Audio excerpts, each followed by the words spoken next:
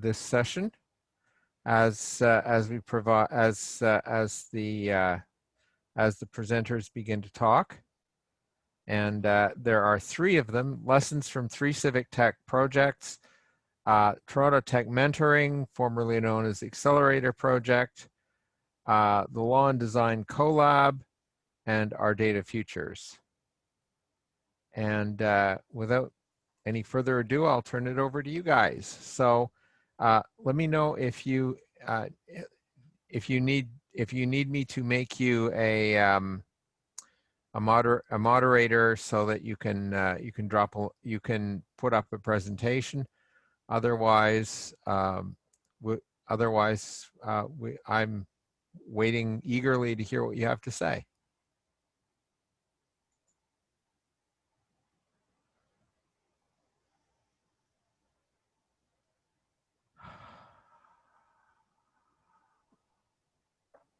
John, can I ask a question before we get started? Of course. I'm so sorry. So how should we structure this? Should we go one by one and present, or should we have more of like a Q&A? And do we want this more focused on our specific projects and how it's evolved over time, or is the focus of this more about how people can start like running their own projects or being involved? And what are people interested in hearing? And maybe people can drop some comments on the group chat. Okay. I think we'd like to hear how the projects evolved and a little bit about them, but I would also, sort of, any lessons you can draw that are applicable to people starting their own civic tech projects, I think would be very much appreciated by everybody.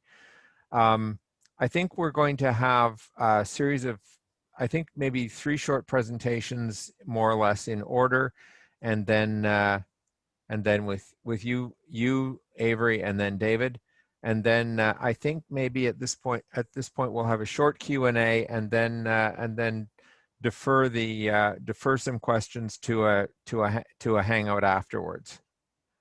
Okay. Just a second here. I'm sorry.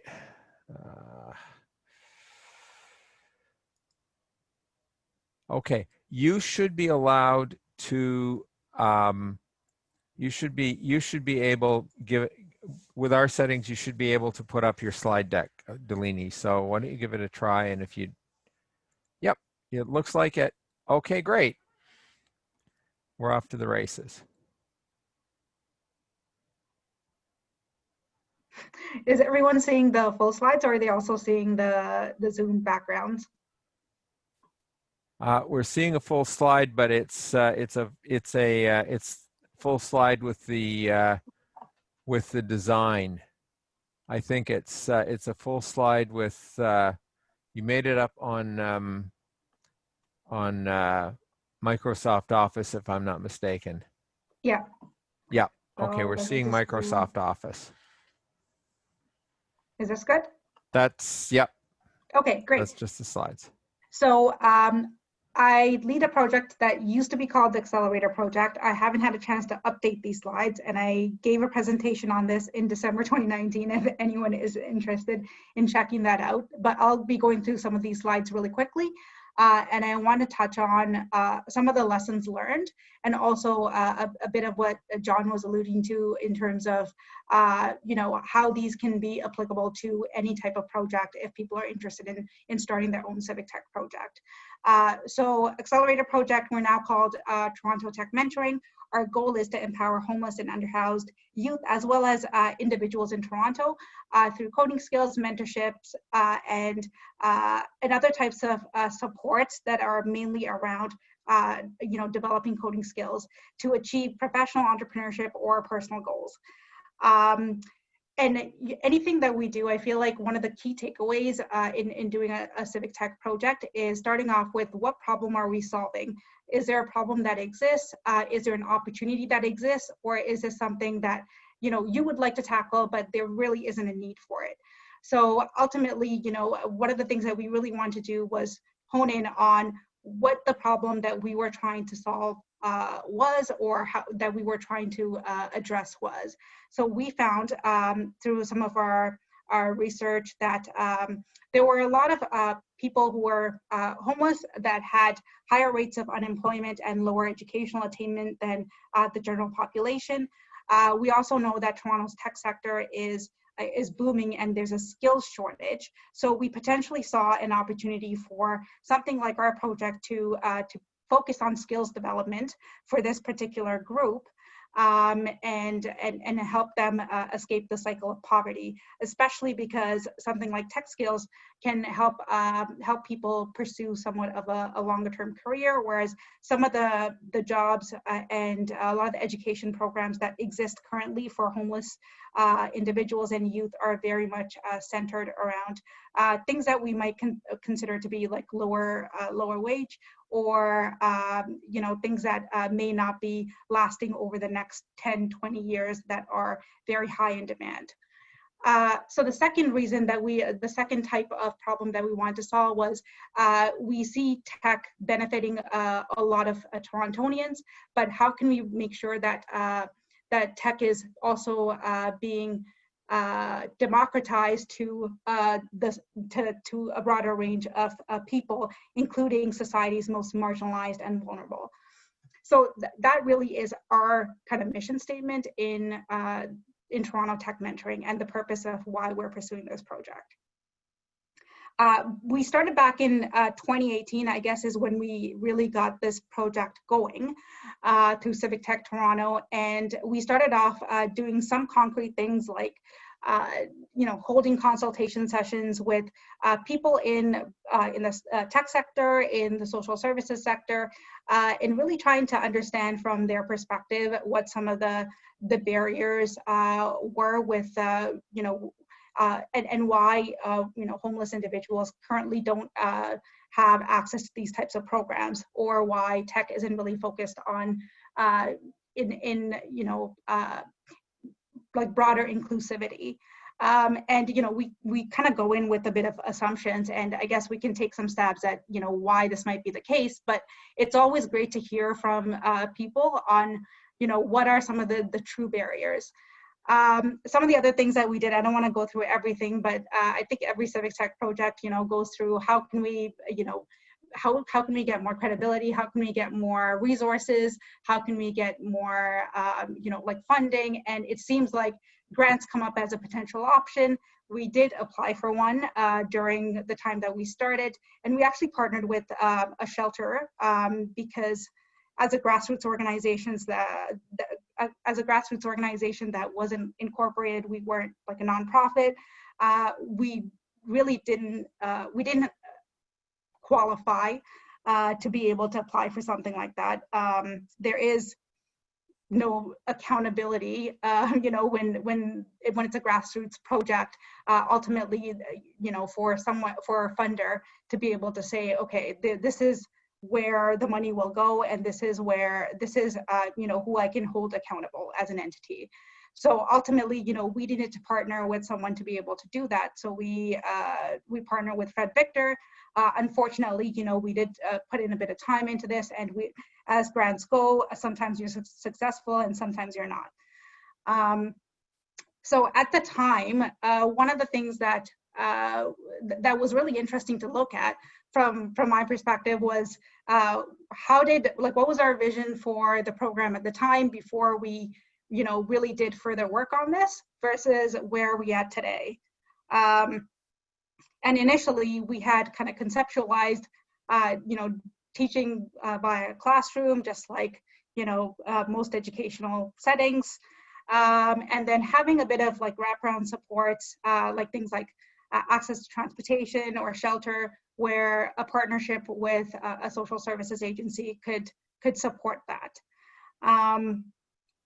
And ensuring that we were sort of part of a pipeline towards employment, because we recognize that by the end of doing some mentoring and some teaching, we can't necessarily guarantee people jobs. So if we could connect our program with something else that was a little bit more formal, and build those relationships where people exiting our program can then enter something else.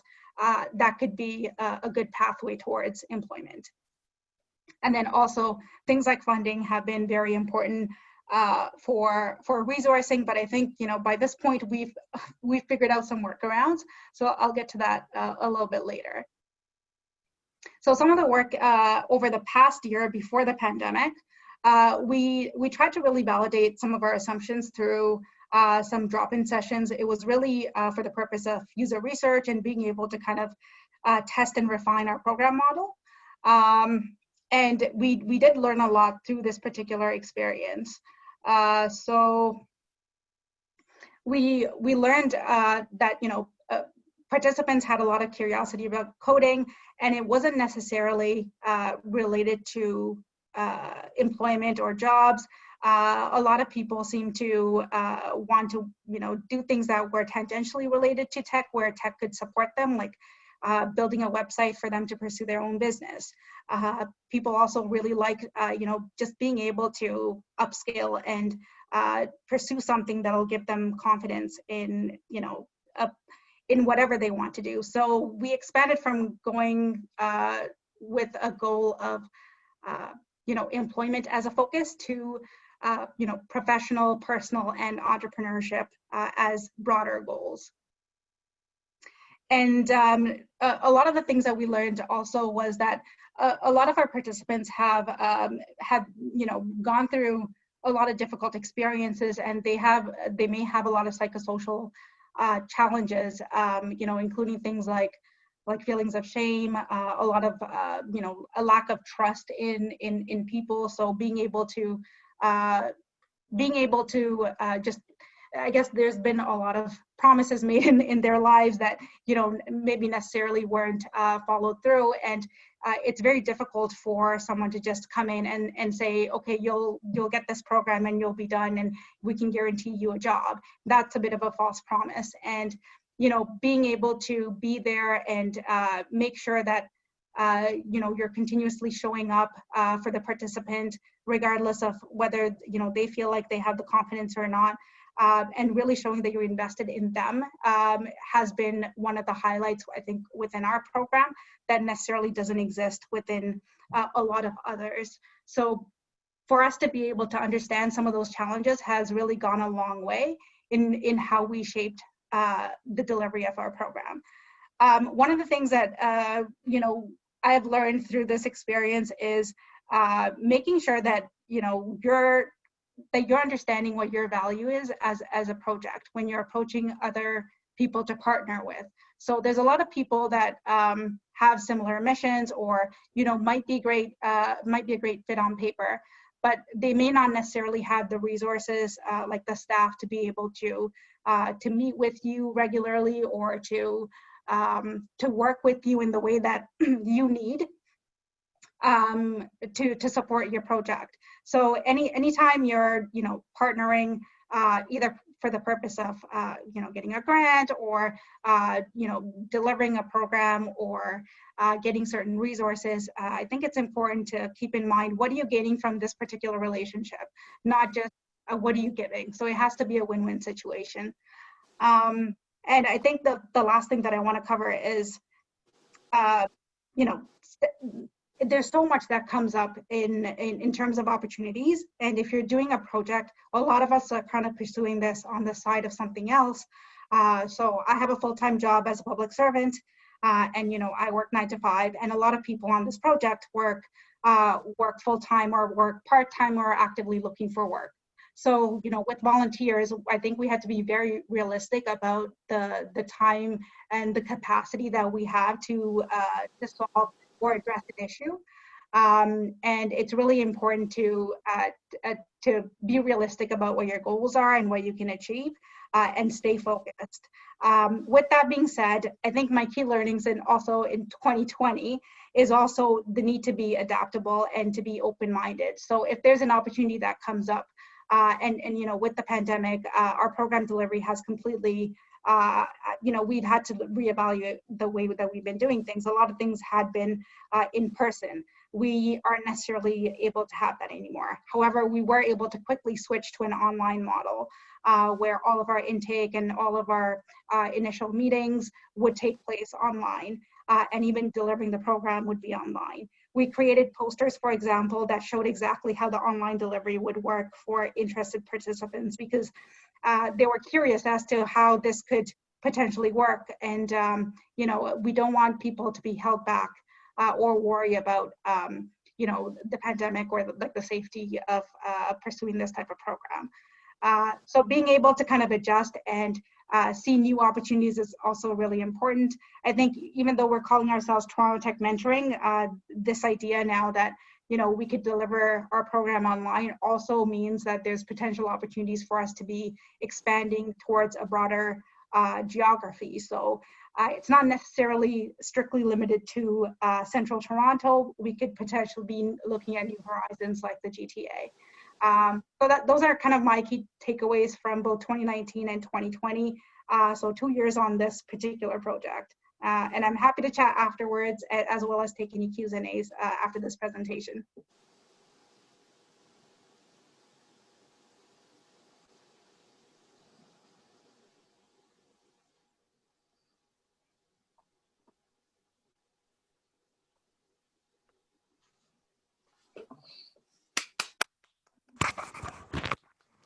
Sorry, thank you, Dilini. Thanks, Dilini. Okay, can we have Avery, you're up next. Hi, thanks everyone. Sound still good? Great, I can hear you just fine. Okay, great. So I will share my screen here.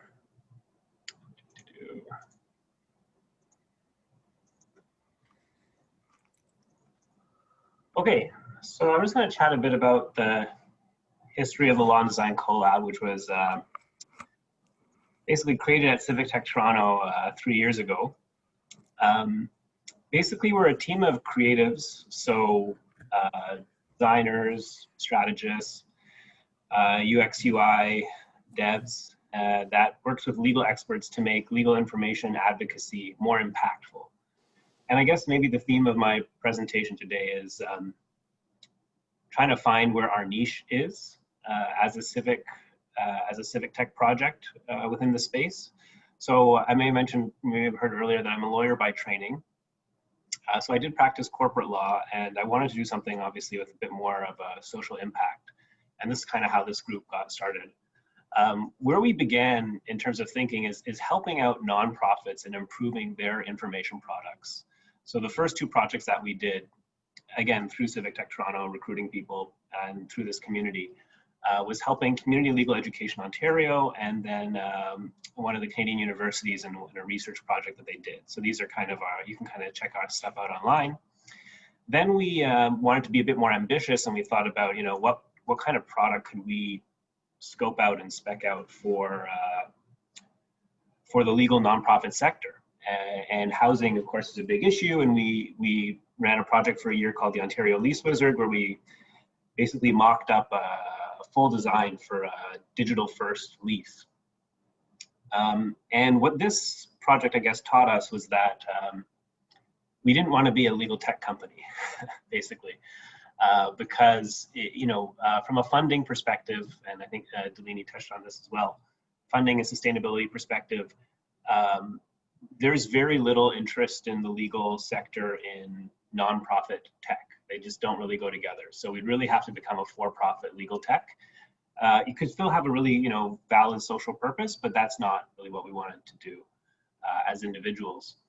So that basically brought us to our third project, or the fourth project, which we're now working on, which is really related to advocacy and using our kind of creative backgrounds to improve advocacy. So this is basically the website for this project. You can kind of check it out online. We've been going since, I guess it's almost a year now. And bail, for people who don't know what bail is basically a court order that, if you've been arrested, it lets you out of jail until your charges can be resolved. Otherwise, you'd have to stay in jail, and that's not a good outcome for anyone. So there are actually, a lot of legally innocent people sitting in Ontario jails. In fact, most people in Ontario jails are legally innocent. which is a bit of a mind bender. In any event, we ran a creative design challenge in February to kind of bring out a creative community. This really helped us expand our network, and you can kind of check out all the media and content we created around that. And where we are right now is, if I kind of show you guys here, this project plan, here we go. So where we are on the project is we've been building throughout this pandemic period our educational website. And I guess I can kind of show you what that looks like a little bit. But what we're really looking to do now is partner, get a partner with kind of leading nonprofits and large advertising agencies to do some really interesting creative storytelling around bail reform.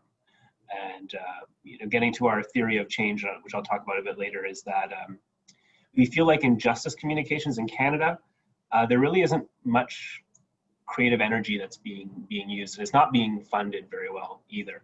I feel like, and you know, people can share their views on this, that a lot of what we think about injustice in Canada is actually through the US lens, because their media is so powerful and so affecting. So I think we can definitely do better here. So basically the project as an educational website, you know, please, you know, follow us on social media. You can learn more about it. We'll be launching it actually in a couple weeks time as a beta. And the basic features of this site is to kind of have an educational experience that kind of introduces people to the subject, but is not too intimidating and not too depressing, honestly. So we have here, this is the schematic of the site. I don't know if you can see this that well. Probably not. So we have a system map, which kind of is like a visual representation of the criminal legal process. Stories, like true to life stories of people caught up in the system and you know, how they're treated unjustly by the system. And then we delve into a bit of like explanation, so getting into the social underlying causes of these criminal justice problems. And then we have like a interactive timeline of resources. So this is like news media, academic research, reports and things like that. So that's how the website operates. It's all open source. You can find our GitHub repo. And we, I think the Civic Tech community has been amazing for enabling us to attract a huge amount of diverse talent to the project. Yeah, so maybe just to conclude, where are we going from here? This is actually my decks that I'm working on now to get some kind of partnerships. Basically, we feel that like creative strategy is the missing piece, and that the Law and Design CoLab, as we've evolved over the last few years, we're really well positioned to be a bridge between expert knowledge and content and creative strategy. And what we want to do is conceive and develop projects that bring creative communications to the justice sector. And maybe as a final note, I'll just kind of leave you guys with some examples in the US that have really succeeded in doing this. Where are they? Over here. Okay, well anyways, suffice to say, there are a ton of examples. You can find more about it on our website. The US is a very well-funded nonprofit machine for justice communications. So that's me.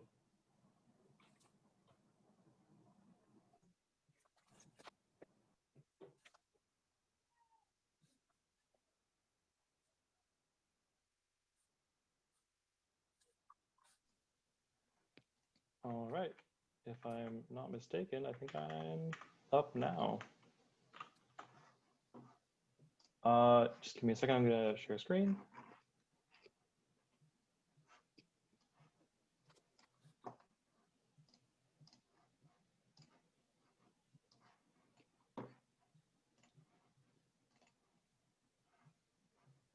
All right. So yeah, just put this presentation together really quick. Yeah, I wasn't expecting to do slides, but here we are. Yeah, I just wanted to touch on a few things that the Our Data Futures project sort of learned throughout this.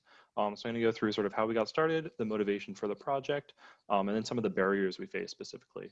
Looking to sort of take this as a lens of, for any sort of civic tech project starting, some of the pieces that are potential barriers that are unique to the civic tech world and sort of how we approach them. So I've got 3 in mind specifically, but I'm willing to touch on any that anyone has questions about as well. So yeah, just to start out Our Data Futures, we had kind of like a vision statement for what we wanted to do, but basically we're a project that was looking to gather sort of public opinion on data governance, specifically within the area of Toronto, to sort of help inform data governance at whatever level of government is necessary, but sort of bring that lens of what the people whose data is being collected, what they want. So our vision statement was to move the conversation from what governments and corporations want for data to what people want. And then also not just moving the conversation to what people want for their data, but also moving the influence into the hands of the people, because it is the people whose data is being collected, used, stored, handled for privacy, combined, shared, and kept accurate. And those 7 pieces are sort of how we defined data governance as a whole. Yeah, so from that, we sort of had our specific purpose statement. What we were looking to do was our purpose for being was basically that the people of Toronto need a grassroots way to participate in modifying the rules of data governance.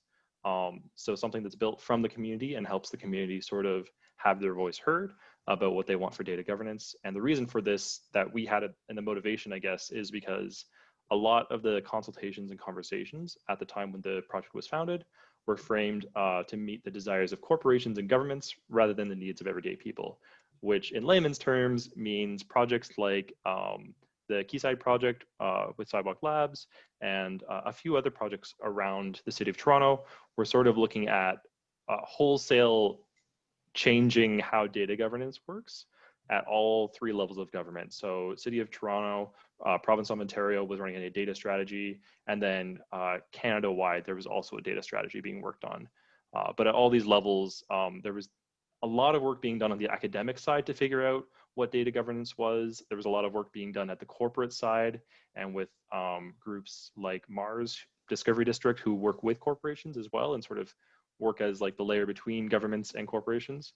But there wasn't really too much conversation happening at the grassroots side and really basically people asking like, well, what do the people whose data is being collected want? So that's sort of where we saw ourselves fitting in there and the motivation for why we started the project. And yeah, so moving though pretty quickly, I'll just say before I move any further, sort of what we got up to. So the actual products we ended up working on is we had in-person interviews, which we haven't been able to fully conduct since we went fully remote.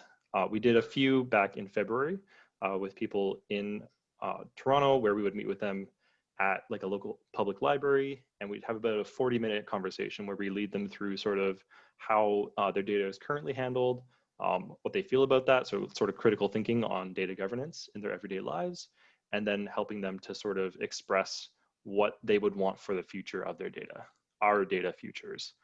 And then we also started working on an online version of this using a program called Polis, or a website. And yeah, so thankfully, I don't know if PACON's here today, but within the last few months, PACON has sort of saved us and done a bunch of behind the scenes work on Polis to make it easy for anyone to use. So we were going to like fork and do a giant tech build for making our own version of Polis, but now we can just use the one that's free to everyone, thankfully. But yeah, so we've created a prototype for an online version of what we were doing in person, where we can sort of guide people through and ask questions and have conversations about what people want for their data. And then we also launched a website, ourdatafutures.ca, to sort of help with both of those goals. So that's sort of where we are right now. And yeah, just a few of the things, being a civic tech project that makes things both better in our sense, but also potentially a little trickier, is we were looking to be inclusive and transparent. So we adopted the Civic Tech Toronto Code of Conduct, and we actually also added a photography and recording policy specifically for our project. We found that pretty useful for our project, seeing as we were working with potentially sensitive data from the community. So that first tip, if you're working with data and you're a data project, find good ways to do data governance within your project and make sure it's sort of spelled out, because it's hard for people to follow rules about like no photography of like data on screens or whatever if you don't have that rule in place. So even though we were like a volunteer group, we really sort of stuck to like having policies in place and making sure that people knew what the policies were. And then the other thing I wanted to talk about is, yeah, so we tried to really be open. We wanted people to feel invited to join the project. That's actually one of the appeals we found with Civic Tech Toronto, is that people come from anywhere and anyone can join any project. And we also wanted to release any of the data that we had consent to release. We didn't want to hold anything back or sort of generate a narrative by withholding people's thoughts and ideas. And then this third one, we also wanted to be open by welcoming feedback and suggestions, which I think is a very important part of being a Civic Tech Toronto project. But this leads to one of the other barriers we had, especially during the beginning, was finding the line between allowing for openness and discussion and questioning, and having sort of a defined vision for what the project is and what work we're going to do day to day. Because as new people would join the project, every single time it felt like we had to reimagine the project from the ground up. So sort of making peace with the fact that as a Civic Tech Toronto project, we would always be open to feedback and suggestions, but for the day-to-day work, we did sort of have to nail down and figure out exactly what we were building and what our timelines were, and sort of why we were doing what we were doing, and sort of stick to that for a determined amount of time, with room also for feedback and suggestions on that without sort of derailing the whole thing. And then the other thing I wanted to say, is just one of the pieces that was potentially a barrier, or it slowed us down a little bit, but we found very important as a Civic Tech project that was focusing on data governance, was making sure that our privacy policy and our data collection policies were all in order. So we worked quite a bit on like a data storage policy, as far as where we were going to store people's data, how long we were going to hold it, and then also like drafting up like a cookie policy and a privacy policy for the website before we launched that, discussing whether or not we were going to add Google Analytics to the website, because then Google can collect the data, and we got to figure that out from there. So yeah, it's a really interesting space to be in when you're trying to do your best to protect everyone's data and policy, which takes quite a bit of effort, but then you're also doing that because, well, your project is about data governance. So people are going to question whether you're following. Yeah, you gotta walk the walk and talk the talk. And as a Civic Tech Toronto project, it's a lot of volunteer hours, but we did find that it was useful. I think I'll stop there though. I don't think there's anything else I have. Yeah, that's it. Thank you very much, David. That's great. I appreciate it. I'm going to stop the recording now.